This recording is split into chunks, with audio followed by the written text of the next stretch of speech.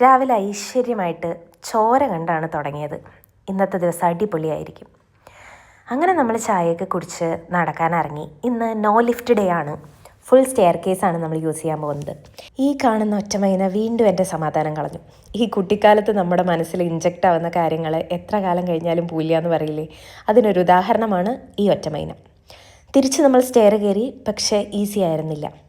കുറച്ച് കിതച്ച് ക്ഷീണിച്ചൊക്കെയാണ് കയറിയത്.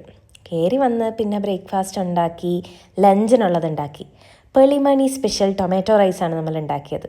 വീഡിയോയിൽ കണ്ട പകുതി ഞാൻ ഫോളോ ചെയ്യാത്തതുകൊണ്ട് ഫ്ലോപ്പായിരിക്കും എന്നാണ് വിചാരിച്ചത്, പക്ഷെ അല്ലായിരുന്നു.